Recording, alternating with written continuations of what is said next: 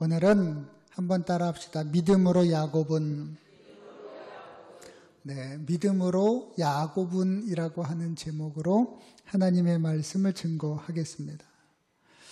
어떤 분이 집을 새로 사서 이사를 가게 되었다 그래요.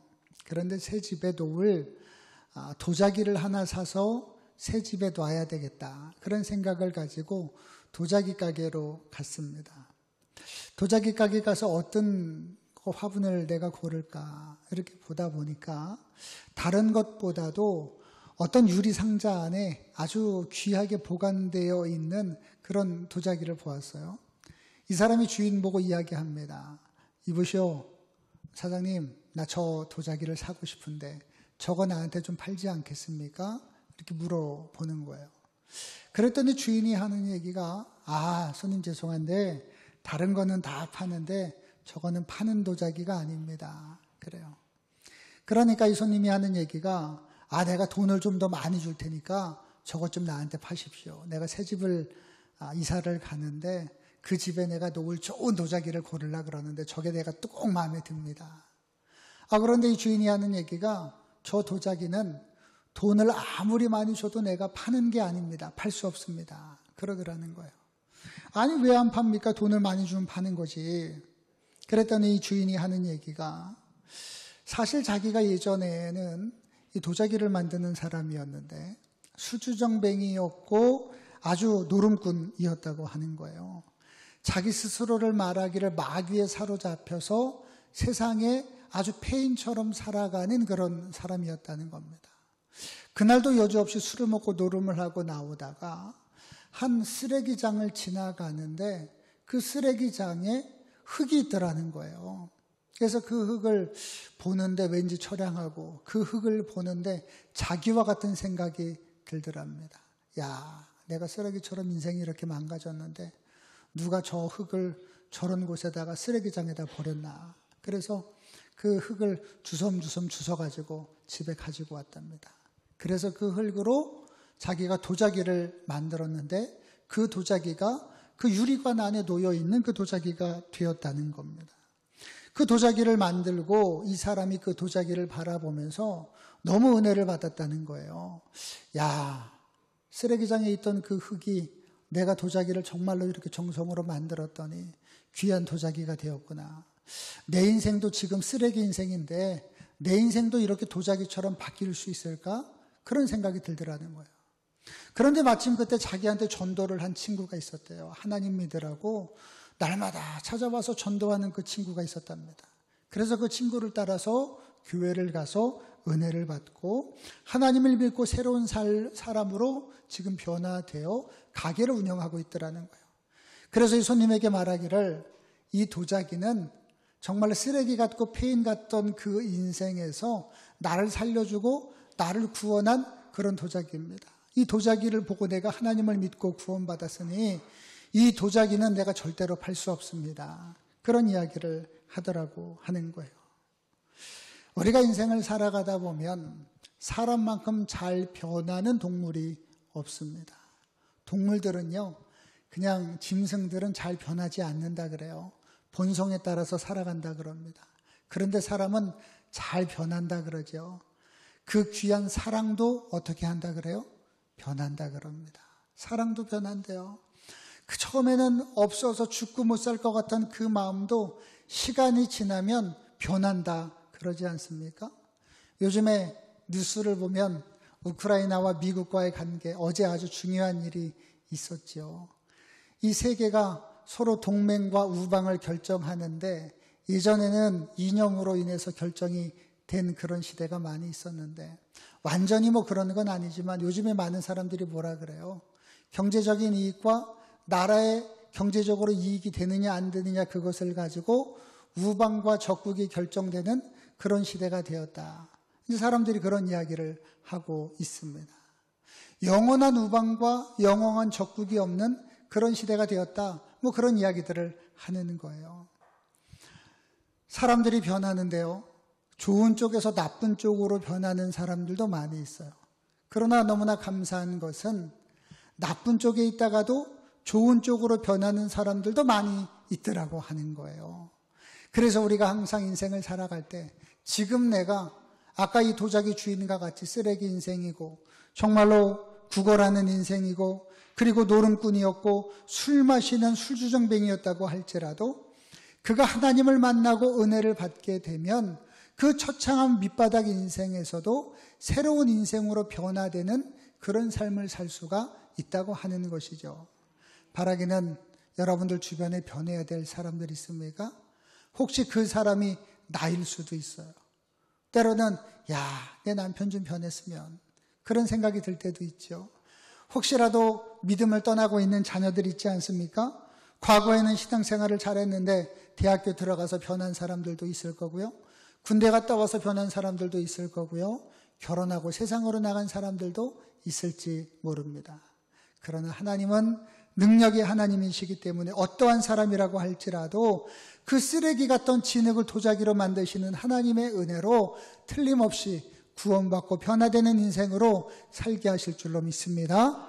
우리 주변에 그런 사람들이 있다면 포기하지 마시고 끝까지 기도하여 그들을 구원하시고 우리 스스로도 끝까지 기도하여 변화되는 그런 삶을 사시기를 주님의 이름으로 축원합니다.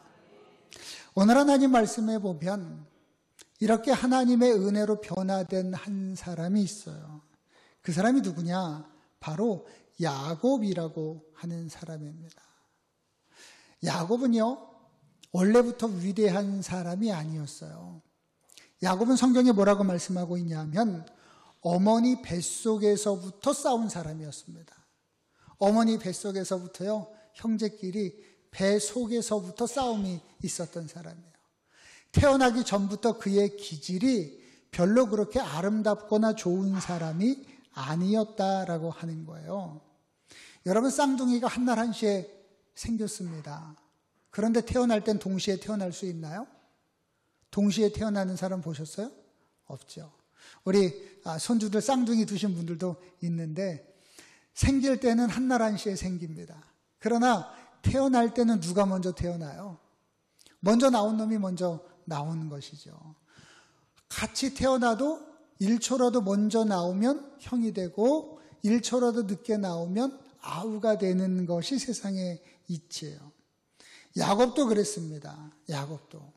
야곱이 태어날 때 어떻게 태어났다 그래요? 형의 발 뒤꿈치를 잡고 태어났다 그러잖아요. 왜 굳이 성경에 이런 말씀을 기록을 하고 있을까요? 동생으로 태어난 게 억울하다고 하는 거예요. 아니, 같이 생겼는데 조금 일찍 태어났다고 형이 되고 조금 늦게 태어났다고 억울하게 동생이 되는 그런 인생, 자기가 그 인생이 너무나 힘들다, 감당할 수 없다, 받아들이기 힘들다, 그런 이야기입니다. 선천적으로 남에게 지기 싫어하고 형에게 지기 싫어하는 사람이 바로 야곱이었어요. 여러분, 세상에서 어떻습니까? 지고 싶으세요? 지고 싶은 사람 세상에 누가 있을까요? 아마 지고 싶은 사람 아무도 없을 거예요. 심지어 달리기를 해도요, 이기고 싶을 겁니다. 초등학교 운동회 때 제가 거의 안 갔는데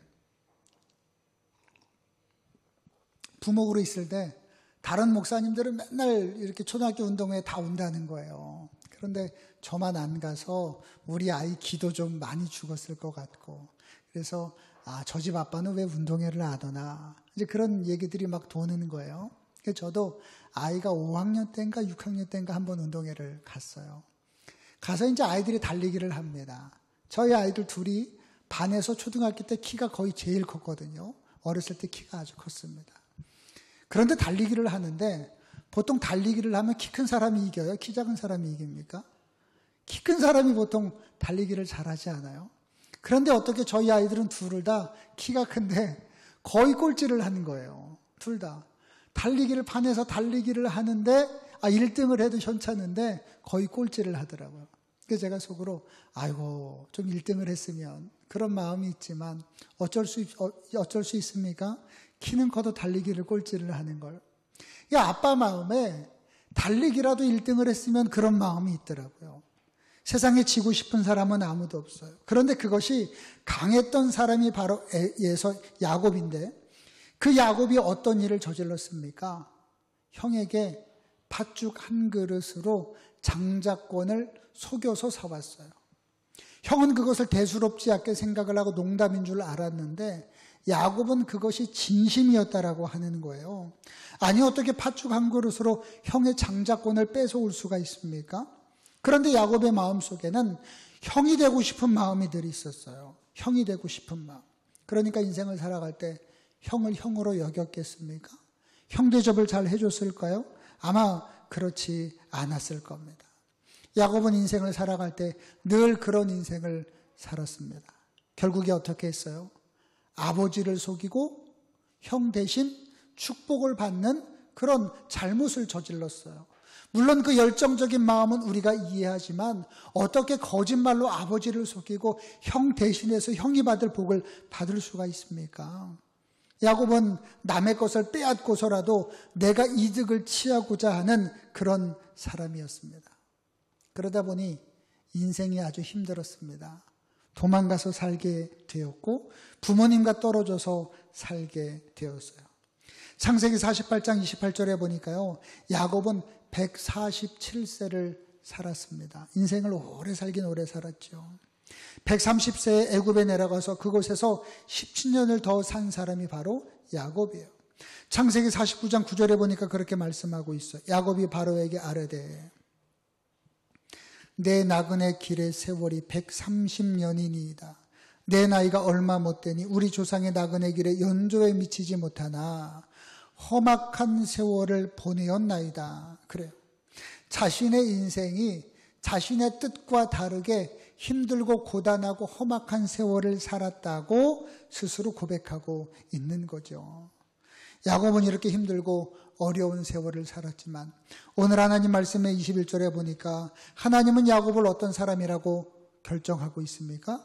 한번 따라 합시다. 믿음의 사람 야곱. 아멘. 하나님이 야곱을 가리킬 때 야곱이 힘들고 어렵고 비록 남의 것을 빼앗고 그런 삶을 살았지만 하나님 보시기에 야곱은 어떤 사람이었다는 거예요? 믿음의 사람이었다라고 하는 거예요. 그럼 야곱이 왜 믿음의 사람이었냐? 남의 것을 빼앗는 것이 믿음은 아니었을 거예요. 야곱은요, 오늘 말씀해 보니까 나이가 들수록 믿음이 더욱더 깊어졌기 때문에 믿음의 사람이라고 하나님이 말씀하셨습니다. 야곱은 나그네와 같은 인생을 살아오는 수많은 시련을 겪었어요. 그런데 그가 훌륭했던 점은 자신이 겪은 고난을 통해서 날마다 그것을 회개하고 성화의 과정으로 나아가는데 그의 믿음이 있었어요. 그는 고난을 통해서 그의 믿음이 점점 더 깊어지는 것을 경험을 했습니다. 여러분 한번 생각을 해보세요. 야곱이 하나님을 처음 만날 때 어떤 때입니까? 형 에서의 축복을 대신 빼앗고 그가 밧단 아람으로 도망을 갔습니다. 자기가 아버지의 복, 아버지가 가지고 있는 재산 다 물려받을 줄 알았는데 하나도 물려받지 못하고 도시락만 싸가지고 도망을 가게 되었어요. 얼마나 비참하고 얼마나 힘든 인생입니까? 자신을 지켜주던 어머니도 없었어요. 아버지 밑에 있을 때는 아무도 자신을 괴롭게 하지 못했지만 이제는 아무도 없이 혀를 단신 홀로 세상과 맞서 싸워야 되는 그런 인생을 살아가게 되었습니다. 황량한 벌판을 지나갈 때 해가 뉘역뉘역 지고 잠을 들려고 합니다. 그럴 때 그가 돌베개를 베고 누웠을 때 하나님이 그를 만나주셨어요. 꿈에서 그가 천사를 바라보고 하나님을 만났습니다. 얼마나 감격스러웠어요. 그리고 그는 그곳에서 하나님 앞에 기도를 하며 그 이름을 베델이라고 불렀어요. 고난 가운데 하나님을 만나고 고난 가운데 하나님의 음성을 들은 첫 번째 시간이 바로 그 시간이었습니다. 그로부터 많은 시간이 흘렀죠. 그는 많은 가족들을 이끌고 야, 내가 돈 많이 벌었다, 성공했다. 그런 생각을 가지고 이제 다시 고향 땅으로 돌아갑니다. 고향 땅으로 돌아간 계기도요, 좋은 일로 도망간 게 아니에요. 외삼촌한테 도망갑니다. 외삼촌이 자신을 죽일까봐 자신이 그곳을 피해서 도망가는 그런 인생이었어요. 다시는 그가 돌아온 곳으로 갈 수 없는 그곳에 이제 고향 땅밖에 갈 곳이 없는데 형 에서가 자신을 마중 나오는데 혼자 나오는 게 아니라 누구를 데리고 와요? 병사들 400명이나 되는 병사들을 데리고 옵니다. 원수를 언제 만납니까? 외나무 다리에서 만난 거예요. 너 예전에 나 속이고 장자권 빼앗았지? 너 예전에 아버지가 받은 축복 네가 대신 다 받았지?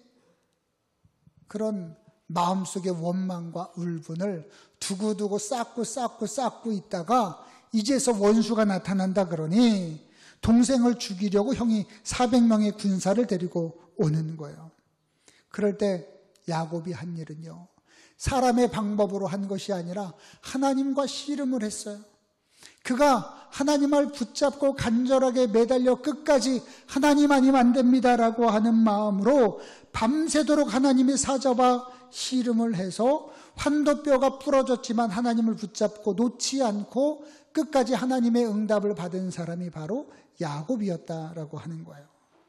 야곱은요, 고난이 있을 때마다 하나님을 붙잡고 생각을 했습니다.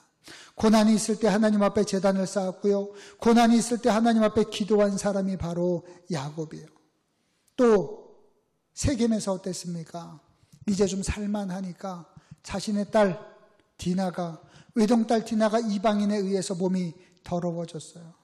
그런데 자신의 아들들이 자신과 상의하지도 않고 그 지역의 남자들을 죽여버리고 말았습니다.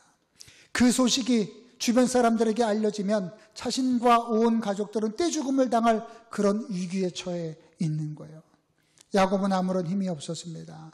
자신이 돈 주고 산 그 땅에서 쫓겨날, 아니 멸절을 당할 그런 위기에 그가 한 일은 자신들이 가지고 있었던 것들, 자신의 가족들이 혹시라도 가지고 있었던 모든 금, 우상과 귀고리들, 이런 것들 다 땅속에 묻어두고 버리고 그 땅을 떠나 하나님 앞에 올라가는 방법을 택한 사람이 바로 야곱이에요. 야곱은 지나간 세월을 다 잊어버리고 뒤로 하고 베델로 다시 올라갔습니다. 고난을 통해서 자기가 처음 제단을 쌓았던 그 땅 베델로 올라가서 하나님 앞에 다시 예배하고 제사를 지낸 사람, 그 사람이 바로 야곱이었다라고 하는 거예요. 사랑하는 성도 여러분, 야곱은요, 고난의 인생을 살았습니다. 때로는 실수도 많이 했어요. 범죄도 많이 저질렀습니다. 때로는 하나님이 기뻐하시지 않는 그런 삶을 살았다고 생각할지도 모릅니다. 그러나 그는 그때마다 자신의 잘못을 깨닫고 하나님께 음성이 들릴 때마다 회개하고 베델로 올라가 제단을 쌓는 그런 믿음의 사람이 되었다고 하는 거예요. 고난이 올 때마다 그의 믿음은 더 깊어졌습니다. 고난이 올 때마다 그는 하나님을 더 붙잡고 하나님과 가까워지는 그런 사람이 되었기 때문에 오늘 성경은 야곱을 가리켜서 믿음으로 야곱은 이라고 말씀하고 있습니다. 이제 야곱이 노년이 되었습니다. 오늘 말씀에 뭐라고 말씀하고 있어요? 야곱은 죽을 때에 요셉의 각 아들에게 축복하고 그 지팡이 머리에 의지하여 경배하였으며, 그래요. 경배하였으며. 여러분들의 마지막이 어땠으면 좋겠습니까? 마지막 순간에 자녀들에게 어떤 유언을 남기고 싶으십니까? 마지막 순간에, 야, 어디에 있는 아파트는 누가 갖고, 어디에 있는 폐물은 딸 네가 갖고, 여러분 그런 말로 마지막을 맞이하고 싶습니까? 야곱은요, 하나님께서 자신을 축복하시고 하나님께서 자신에게 복 주신 것을 아는 사람이었어요. 그리고 아버지가 자신의 머리에 손을 얹고 축복으로 기도하며 그것이 자신에게 그대로 이어진 것을 믿은 사람이 바로 야곱이었습니다. 그래서 그는 자신이 한 기도와 하나님의 이름으로 자녀의 손을 얹고 기도하며 축복한 것이 그대로 이루어질 것을 믿는 사람이 바로 야곱이었다고 하는 거예요. 그래서 야곱은요, 요셉의 아들들의 머리 위에 손을 얹고 기도를 합니다. 요셉의 아들들이 무슨 축복받을 게 있겠습니까? 요셉의 아들은요, 국무총리 아들이에요. 남부러울 게 없는 사람이었습니다. 자신의 아들 요셉은요, 자신의 재산보다 더 많은 돈을 가지고 있는 사람이 요셉이었어요. 그런데 야곱은 그런 물질의 축복보다도 하나님이 주시는 영적인 축복이 자신과 요셉과 그 손자들을 통해서 이루어질 것을 믿고 믿음으로 기도했다고 하는 겁니다. 그래서 자신이 손자들의 머리에 손을 얹고 기도한 그 기도가 능력의 기도가 된다는 것을 알고 있었어요. 사랑하는 성도 여러분, 우리도 나이가 들수록 믿음이 더욱더 깊어지는 그런 성도들이 되시기를 주님의 이름으로 축원합니다. 야곱처럼 고난과 시련이 다가올 때마다 하나님을 붙잡고 나아가는, 고난 중에 우리의 믿음이 더욱더 빛과 같이 드러나는 그런 성도들이 되시기를 주님의 이름으로 축원합니다. 그리고 마지막으로 우리 스스로가 하나님의 약속의 복을 후손들에게 기도할 때 그 기도가 응답될 것을 믿는, 믿음으로 후손을 위해서 기도하는 기도의 사람들이 되시기를 주님의 이름으로 축원합니다. 여주에 오니까요, 어렸을 때 봤던 나무들이 있습니다. 저기 가니까 나무가요 500년 된 은행나무가 있더라고요. 그 은행나무 보니까 예전보다 더 큰 것 같아요. 저 어렸을 때보다. 그 은행나무 보니까 지금도 거기 와서 사진 찍는 사람들 많이 있더라고요. 그리고 그 나무 그늘에 서니까요, 얼마나 시원한지 몰라요.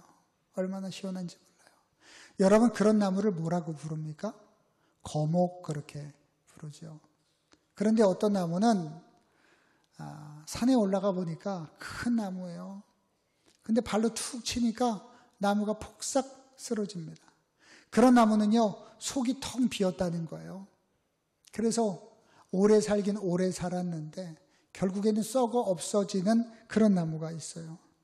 고목이 되긴 고목이 되었는데 속이 텅 빈 고목이 되는 그런 나무도 있다고 하는 것이죠.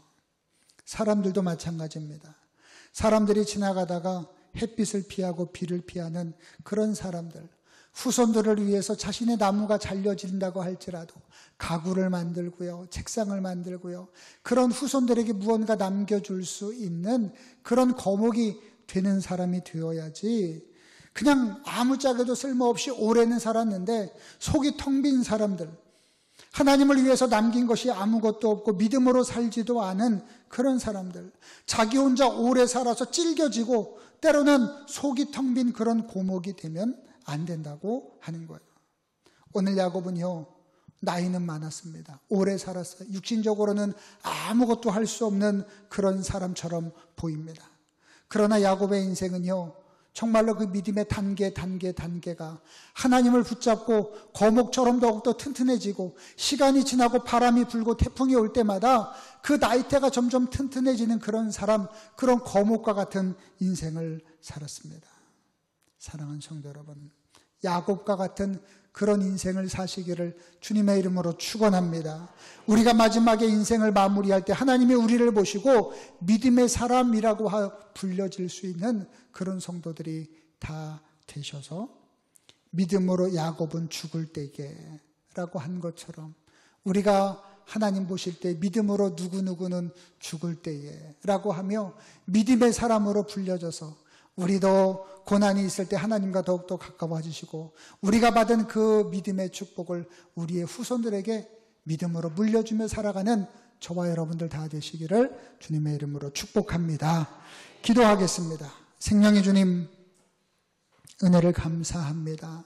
우리의 육신은 나이가 많고 연약하지만 주님께서 우리와 함께 하실 때에 믿음의 거목이 될 수 있는 줄로 믿습니다. 우리도 마지막 순간에 고백하기를 야곱과 같은 믿음의 거목이 되게 하여 주시고, 우리의 믿음을 후손들에게 기도하며 축복으로 물려주는 믿음의 거룩한 사람들 되게 하여 주옵소서. 예수님의 이름으로 감사하며 기도드렸습니다. 아멘. 우리 다 같이